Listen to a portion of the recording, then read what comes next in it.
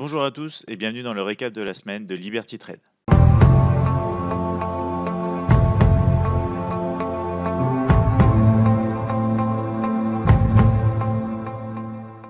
Alors j'espère que vous passez tous un excellent week-end. Je vais profiter de cette vidéo pour faire le récapitulatif de vendredi, ma journée de trading et bien évidemment le récapitulatif de la semaine.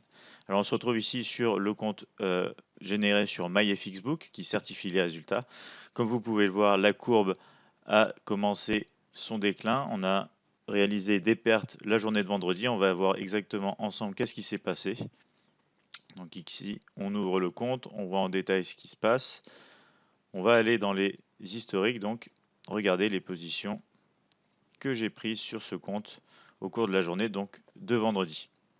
Donc ici, on peut retrouver, voilà, on va retrouver donc toutes les positions que j'ai prises le 3 février, donc c'était vendredi. Donc comme vous pouvez le voir ici, on a 3 mauvaises positions jusqu'à ici. On va encadrer donc ce passage. Donc c'est exactement, voilà, ici. Ça, c'est les positions de la matinée. Donc, comme vous voulez voir, c'est 3 positions. Donc, une position USD CAD mauvaise, une position CAD GPY mauvaise et ensuite une position GBP USD mauvaise. Donc, 3 mauvaises positions dans la matinée, 3 mauvaises positions qui font partie de mon système de trading. Donc jusque-là, tout va bien. Même si c'est des mauvais trades, j'ai respecté mon plan, j'ai tradé comme il fallait. Ça fait partie des pertes que j'ai donc générées dans mon historique sur les 7 mois que j'avais testé en 2016. Après, ce qui s'est passé, c'est que suite à la succession en fait de ces pertes, eh ben, je suis passé en mode revanche. J'ai voulu attendre donc l'effet de news qui était dans l'après-midi avec les news américaines. J'ai voulu attendre cet effet de news pour ensuite prendre position et rattraper les pertes que j'avais eues le matin, chose qu'il ne faut absolument pas faire. Donc ici, c'est exactement un très bon exemple d'une erreur donc du trader et non de son système de trading. C'est là qu'on voit que le self-discipline, c'est-à-dire l'autodiscipline, est très très important en trading. On s'aperçoit que dès qu'on sort de ces règles de trading, eh ben, on avance dans un territoire inconnu, on prend des risques plus importants, pas forcément en money management, mais juste le fait en fait de prendre des trades en dehors des heures de trade qu'on avait convenu dans notre plan de trading, eh ben, c'est des risques et ça ne pardonne pas. En effet, c'est là où j'ai fait le plus gros de mes pertes. C'est là où ça m'a fait passer ma semaine de positive à négative. Donc vraiment une erreur personnelle, c'est moi qui ai commis cette erreur, donc j'assume totalement la perte que j'ai eue sur l'après-midi. Ça n'a rien à voir avec mon système de trading, puisque dans mon historique, j'avais prévu de ne pas trader sur ces heures-ci.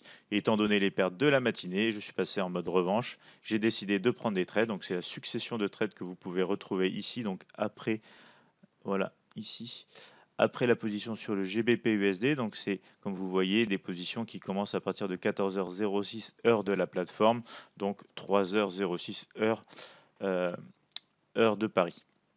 Donc vous retrouvez ici, la plupart des positions sont négatives. On a juste une petite position ici positive et tout le reste est dans le rouge. Donc sur les marchés, c'est déjà assez compliqué de réussir à être profitable.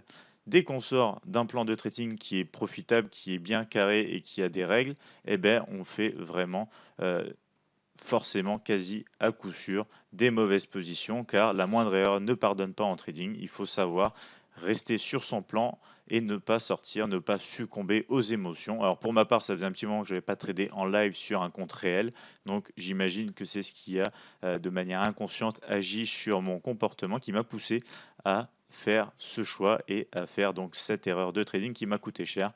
Donc c'est encore un rappel, c'est encore une leçon à tirer donc de ces erreurs et on en arrive à revenir au basique, c'est-à-dire avoir un plan de trading s'y coller, ne pas déroger à la moindre règle qu'on a mise dans ce plan et donc continuer de trader le plan jour après jour.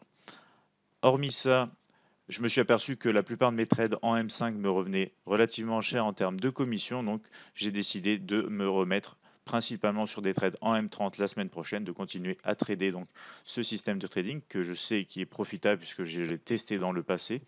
Et on va donc continuer les trades au cours de la semaine prochaine. Ici, je vais vous remontrer donc quelques trades que j'ai pris, notamment donc la matinée ici, c'était une mauvaise position sur l'USD CAD. Donc j'avais pris à la cassure ici, donc des 1,3025. Comme vous pouvez le voir, ça n'a pas été énormément dans mon sens. Mon stop loss s'est fait sortir donc quelques temps plus tard. Donc ici, pas d'erreur, tout est correct, tout se fait selon donc le plan de trading et notre stratégie. Ici, position dans l'après-midi, donc déjà en dehors des horaires que je m'étais fixé. Et du coup, première mauvaise position, je voulais vous les montrer pour être totalement transparent. J'avais un short sur les 1,2473. Ça a été assez rapidement baissier avant de corriger énormément et bien évidemment d'aller sortir donc notre stop qui se situait dans cette région. Un autre trade ici, le seul trade gagnant de l'après-midi, tout petit trade sur le NZD USD en M5 où on a eu une entrée donc à l'achat sur les 0,7315,6 et un mouvement très rapide dans notre sens. On a pris des objectifs de manière très rapide aussi. Et voilà la deuxième partie sur les 0,7330. Mais même si c'était une bonne position, pour le coup, celle-ci, elle n'aurait pas dû être prise, pardon, car ça sortait encore une fois donc de mes règles de trading, de ne pas trader le vendredi après-midi.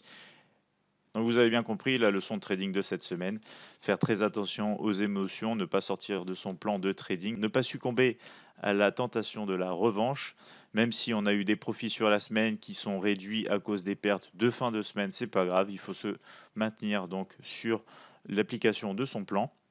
Si je n'avais pas commis ces erreurs, j'aurais fini la semaine en positif. Certes, de pas grand-chose, j'aurais fait 0,96%, mais c'est toujours du positif donc sur la semaine pour cette première semaine de trading sur compte réel.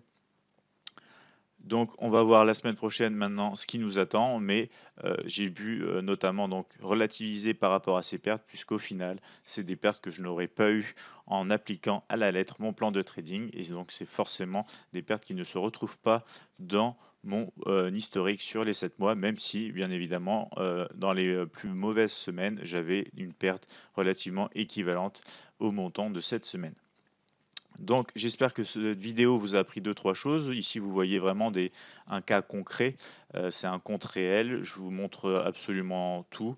C'est totalement transparent, donc j'espère que ça vous apporte quand même une plus-value, que ça va peut-être vous empêcher à vous de commettre ce même genre d'erreur. Et puis, de toute façon, je continuerai à faire ces vidéos et à vous montrer jour après jour, semaine après semaine, ce que ça donne d'appliquer donc un plan de trading, de voir même quand le trader fait lui-même des fautes, comprendre pourquoi, comprendre si c'est de la faute du système, si c'est de la faute du trader, afin de pouvoir au mieux continuer donc cette activité et essayer de faire des profits bien évidemment sur les marchés. J'espère que vous avez profité donc de votre week-end. On se retrouve en semaine avec les récapitulatifs de la journée et je vous souhaite à tous un bon début de semaine.